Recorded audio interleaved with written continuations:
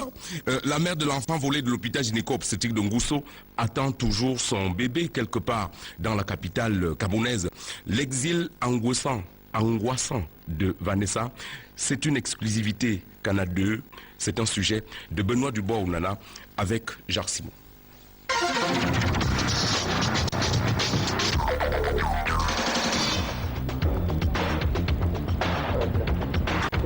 C'est dans une villa cachée de Yaoundé que Vanessa Tchatchou s'est exilée. C'est ici que la jeune femme compte les potes de sa vie brisée depuis son expulsion manu militari de l'hôpital gynéco-obstétrique de Yaoundé. Ces jours et ces nuits, un véritable chemin de croix. Les journées sont là, elles sont longues, elles sont courtes, comme tout le reste depuis que j'étais à l'hôpital. Une belle histoire devenue triste, une nuit du 20 août 2011, date à laquelle son bébé a disparu dans le centre hospitalier de référence de la capitale camerounaise. Quand j'étais à l'hôpital, je ne tenais pas un bébé à main et malgré mon expulsion, je ne tiens pas toujours le bébé à main. Donc, c'est pareil.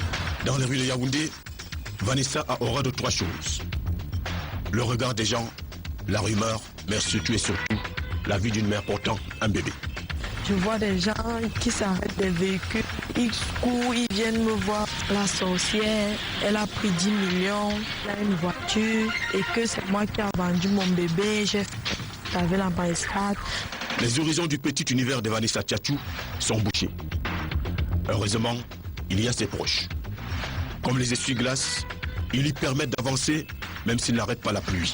Tout ce que je peux que l'apporter du 20 août jusqu'à aujourd'hui, c'était que mon moral, mon soutien de l'assister. J'ai beaucoup préparé aussi ma fille dès le premier temps que les gens de l'hôpital gynéco voulaient nous traumatiser. L'heure de Dieu a sonné dans la villa. Implorer la miséricorde divine et les hommes. Certes, l'espoir de retrouver un jour son enfant fait tenir la jeune fille de 18 ans. Mais pas question de lâcher prise. La première dame, pardon, qu'elle prenne mon enfant à cette magistrat-là. Quand Dieu va frapper sa main sur la table, je pense qu'on viendra en ce moment-là remettre l'enfant de Vanessa.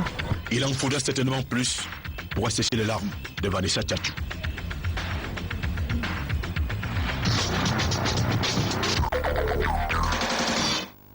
Au-delà de l'enquête dont on attend toujours les résultats, cette grosse goutte de larmes, c'est pathétique chez Tabine. C'est les larmes, c'est une larme de mère, c'est les larmes de toutes les mères.